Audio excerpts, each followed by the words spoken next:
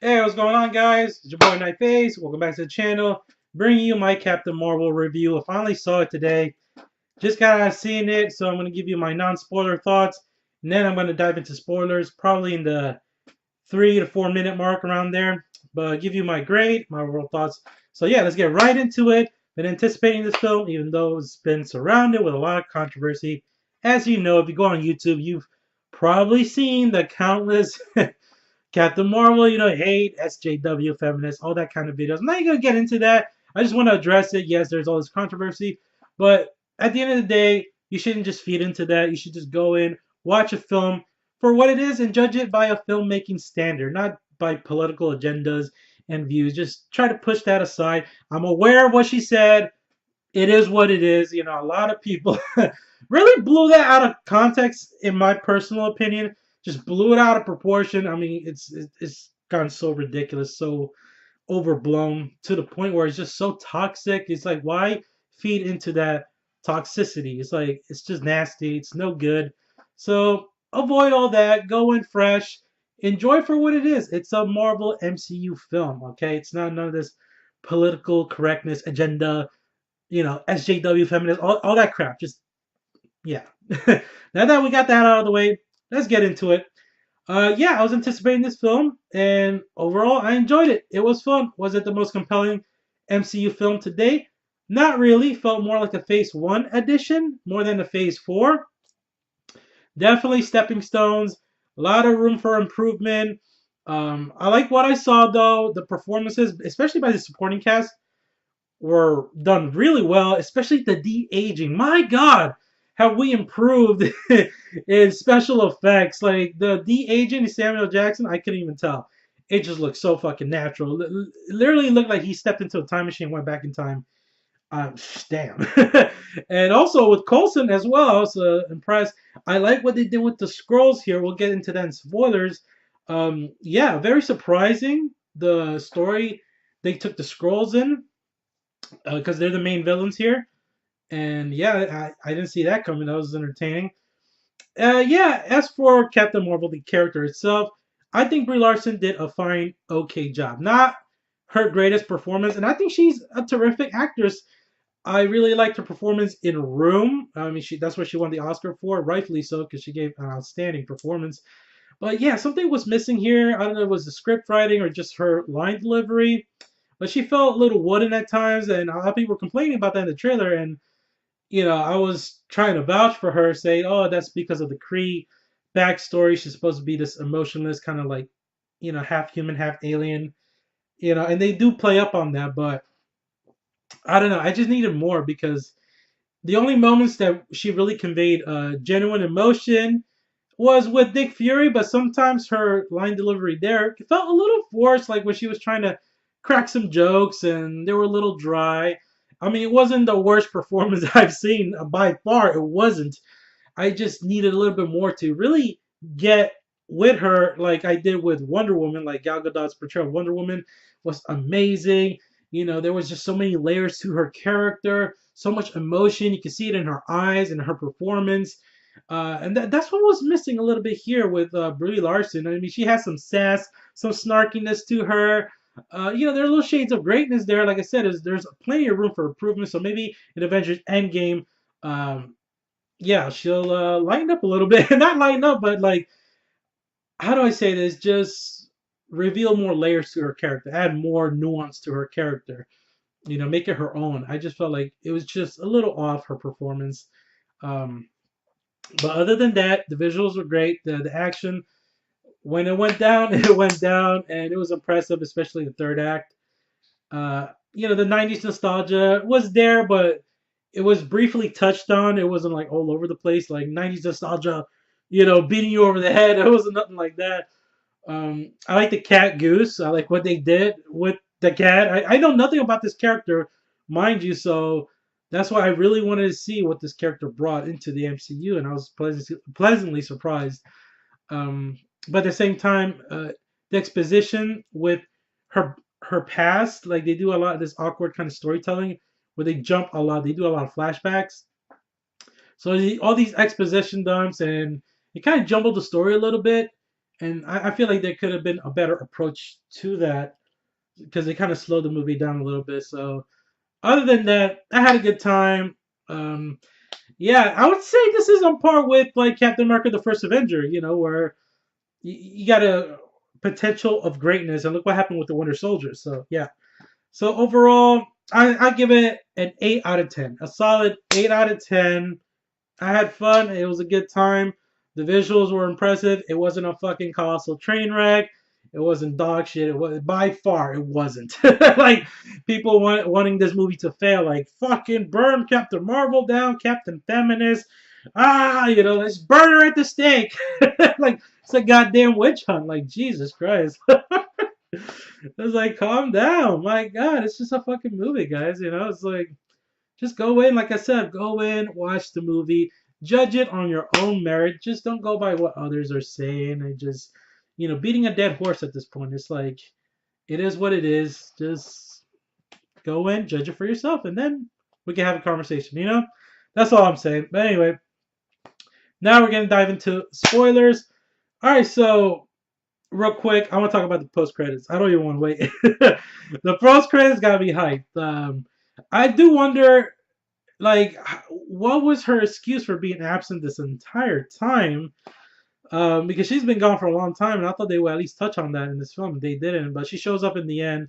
You see Captain America, you see Black Widow, War Machine, who else, Bruce Banner. They're back in the Avengers headquarters and they're trying to get a signal from Nick Fury's beeper that we saw at the end of Infinity War that he paged her, because in the movie it shows that Carol modified his pager and gave it to him and said, call me for emergencies only. And the Thanos snap is more than a fucking emergency. That's like shit. It's like a fucking Amber Alert, like damn. But anyway, yeah, she shows up in the end. She's like, "Where's Fury?" And I was like, "Oh shit!" It says Captain Marvel will return, and I'm excited. I really am. Like I said, there's room for improvement. I hope we see more layers to our character in Endgame than we saw here, because she was very stoic at times, and like I guess it's because from the Kree. I mean, they're supposed to be these emotionless warriors, I guess.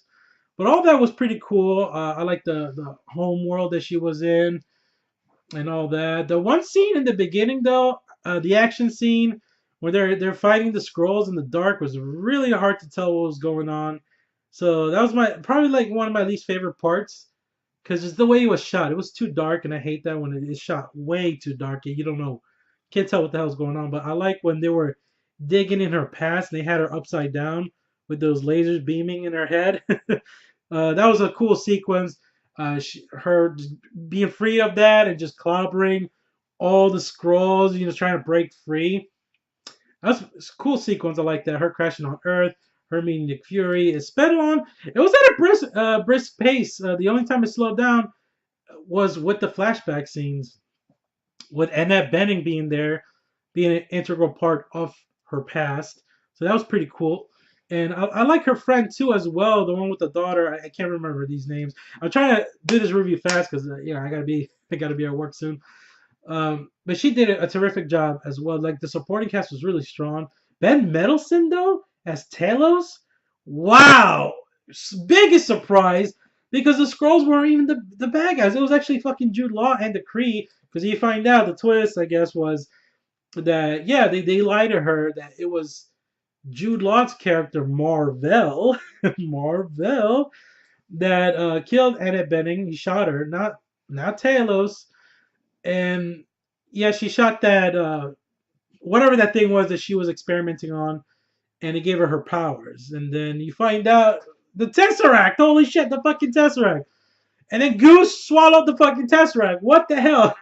That's one of the weirder elements of this film. I wasn't sure if it was gonna work, and I don't know. I'm kind of mixed about it. I mean, it's kind of stupid, but it's so weird that it's kind of funny and silly. With the cat swallowing the Tesseract, and of course, the cat actually fucking took Nick Fury's eye. What? I can't believe it was funny. I made a funny prediction about that months back, saying like, "Oh, wouldn't it be some shit if that Goose the cat is the one that just took Nick Fury's eye?" And that's exactly what happened. What the fuck? But okay, like odds, the storytelling choices like that, I was just like, okay. But they never piss me off. Like I know some people will probably be pissed off how the Avengers name came up when Nick Fury was coming up with the initiative at the end, and it was on the side of her plane. I guess that's her nickname, Avenger, or the nickname of her the Jet, because she was a fighter pilot in the Air Force. Um, okay, it's like it doesn't fucking bother me. It is what it is. That's how you came up with it. Avenger Initiative, sure, you know. But I like Ben Mendelsohn in the role. I think he's such a good actor. They always utilize him as like this scumbag, like CEO type slimeball villain. You know, like in Ready Player One or in The Dark Knight Rises. Stay here, I'm in charge. Do you feel in charge? That guy. He did a terrific job here. I was surprised that the Skrulls were not the bad guys. They were just trying to look for their family and their race and trying to save their people. And it was a Marvel that was eradicating them and lying to Carol and all that. I thought it was handled very well. Could have used more action. The action set piece at the end was impressive. She had the Superman moment, and she was just destroying all the fucking ships. That that was great to behold to see that. I was like, that's fucking awesome. And it's great to see Ronan back. He had a small little role and he retreated because he was just like, fuck that. I ain't messing with that. Um, I guess the only thing, and I will admit that there was like a eye rolling, like I am a woman, female empowerment moment was the moment when they show all the flashbacks all at once, all synchronized, of her standing up, like triumphant, like I get up because I have Captain Marvel. That's the only eye rolling moment that okay, I give it to all the haters. Yes, that that was the only moment I was like, okay. But again, it wasn't nothing so overbearing or over the top where I was just like, oh fuck this movie. Never once, never once. And she had Brie Larson's performance. Like I said, it was wooden at times. She had a lot of sassiness to her. It was kind of like all over the place. Like I really like the moments with her and Nick Fury. I feel like she was smiling a lot. There was more to her character. She was more endearing. She was more like human, and those are the moments I really enjoyed when she was, talking back and forth with them. There's a funny ass part though in this movie. Had me dying was with the CD-ROM that Talos brings for her to listen to the audio. They put it in the fucking old ass computer, and you know how we, if you remember, if you're like my age, you would remember those days. You just put on a fucking CD and you watch that bar like loading, loading, loading, and you're just like, oh Jesus, just. So I bust out laughing, and Cameron was like, "What is going on? What's happening? Like, why is it taking forever?" I love that. So the 90s nostalgia was there. The music choice was odd when she was fighting the Kree crew on the spaceship, on the hidden laboratory in space. Uh, odd, like music choice. I probably wouldn't utilize that. They could have done without that. I kind of killed the tone a little bit there, but I enjoyed that fight sequence when her full powers were in display. Sorry, that's when it was a shit ton of fun. What else? What else? I'm speeding along through this review as fast as I can. Um, yeah, it was a fun movie. Entertaining, nothing groundbreaking, not the most compelling.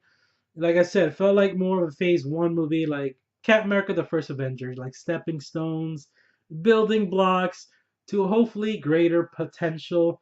And if I would see it again, I would see it again, and I wouldn't be bored by it.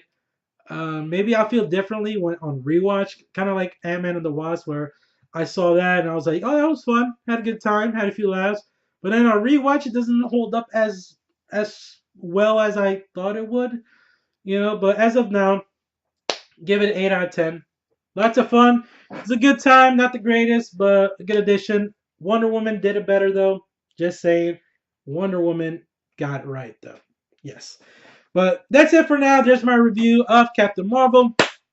Post your comments down below. Let me know what you thought about this film. If you went to see it and you actually have an opinion to share, share your opinion. Yeah, give this video a like if you want. If you're new to my channel, make sure you hit that subscribe button. I'll catch you guys in the next one.